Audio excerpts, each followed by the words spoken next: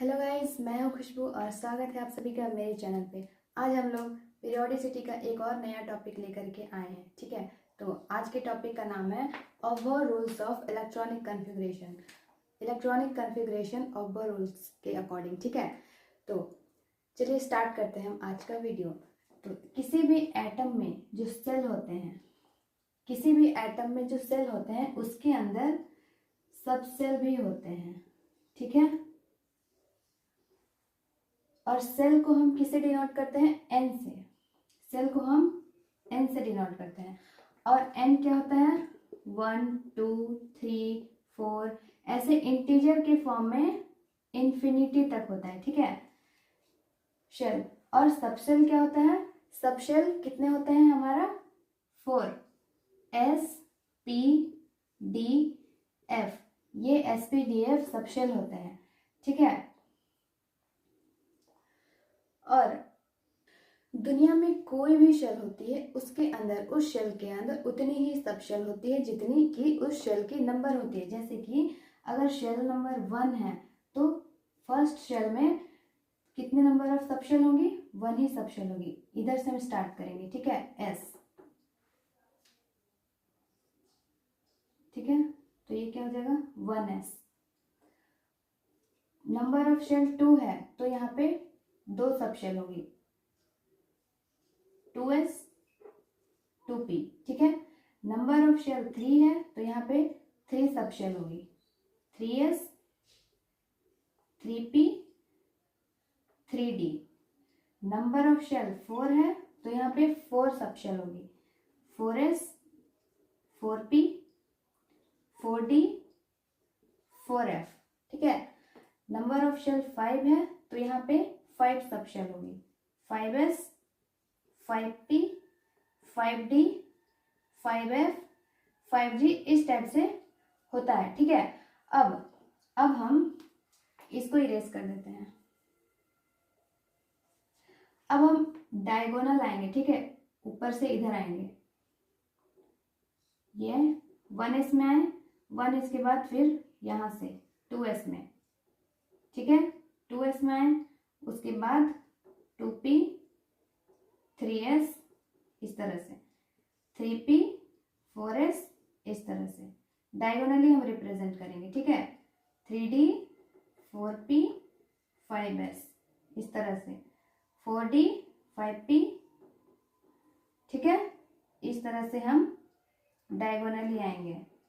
ठीक है, अब हम इसे किस तरह से लिखेंगे? सबसे पहले हम कहाँ आए? 1s में, 1s। उसके बाद हम कहाँ आए? 2s। 2s से हम कहाँ गए? 2p में। 2p के बाद हम 3s। 3s के बाद हम कहाँ गए? 3p में। 3p के बाद हम कहाँ गए? 4s में। 4s के बाद हम कहाँ गए? वापस से 3d। 3d के बाद कहाँ आए? 4p। 4p के बाद कहाँ आए? 5p 5s, sorry 5s। 5s के बाद 4d और 4d के बाद 5p। इस तरह से हम इलेक्ट्रॉनिक कॉन्फ़िगरेशन को अरेंज करते हैं। ठीक है, अब s सबशेल में सिर्फ एक ही रूम होता है। ठीक है, p सबशेल में बढ़ करके कितना रूम हो जाता है? 3।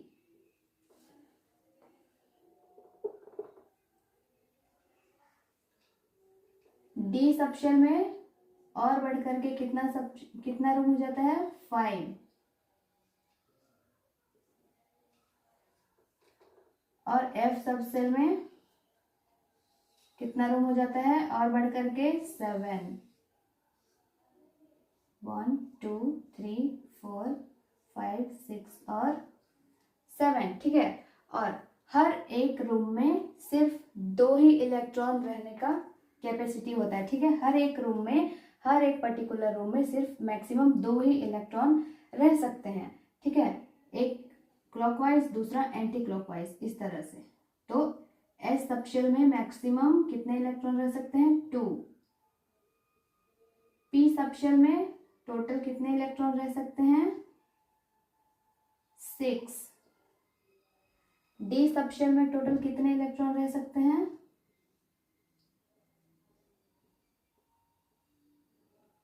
10। और इसी तरह से एफ सब शेल में टोटल इलेक्ट्रॉन हमारे 14 हो गए। ठीक है, तो यहाँ पे 1s में कितने इलेक्ट्रॉन आ जाएंगे? 2, क्योंकि एस सब शेल में सिर्फ मैक्सिमम 2 ही इलेक्ट्रॉन रह सकते हैं। ठीक है, चाहे नंबर ऑफ शेल 1 हो या 2 हो या 3 हो या 4 हो, एस सब शेल है मतलब मैक्सिमम इलेक्ट्रॉन एस में 2 होंगे।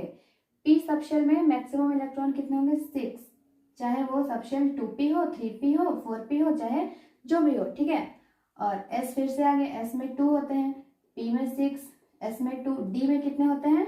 10,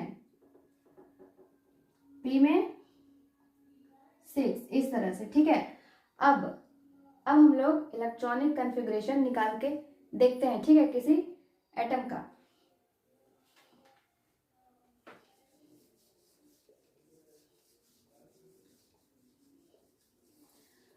हम इलेक्ट्रॉनिक कॉन्फ़िगरेशन निकालेंगे मैग्नीशियम का, सपोज। ठीक है, मैग्नीशियम का एटॉमिक नंबर कितना होता है? 12 में। ठीक है, अब हम लोग लिखेंगे, इस तरह से अरेंज करेंगे, 1s 2s 2p 3s 3p 4s 3d 4p, इस तरह से। ठीक है, मैग्नीशियम में 12 एटॉमिक नंबर होता है। ठीक है, एस में कितने इलेक्ट्रॉन होंगे? 2, यहाँ पर भी 2, पी में कितना होता है मैक्सिमम? 6, कितने हो गए हमारे पास? 2 2 4 और 6 10, और हमें कितने इलेक्ट्रॉन चाहिए? 2, तो एस में 2, बाकी जो बच गया इसको इधर इरेज कर देंगे। ठीक है, तो ये मैग्नीशियम का इलेक्ट्रॉनिक कॉन्फ़िगरेशन। ठीक है, अब हम किसका करके देखते हैं। सपोज कैल्शियम का एटॉमिक नंबर होता है 20। अब हम फिर से इस तरह से लिखेंगे, 1s 2s 2p 3s 3p 4s 3d, इस तरह से। ठीक है, s में 2, यहाँ पर भी 2, p में 6, s में 2, कितने हो गए? 2 2 4 6 10 12, और यहाँ पे 6 18, यहाँ पे 2 20 हो गए। ये हो गया कैल्शियम का इलेक्ट्रॉनिक कॉन्फ़िगरेशन। ठीक है, अब हम किसी बड़े एलिमेंट का करके देखते हैं। सपोज जिंक, जेडन का कितना होता है? 30 होता है। ठीक है, 1s 2s 2p 3s 3p 4s 3d 4p। ठीक है, यहाँ पे 2, यहाँ पे 2, यहाँ पे 6 2 6 2, कितना हो गया? 2 2 4 6 10 12 18 20, और कितना चाहिए हमें? 10, और डी में कितना होता है मैक्सिमम?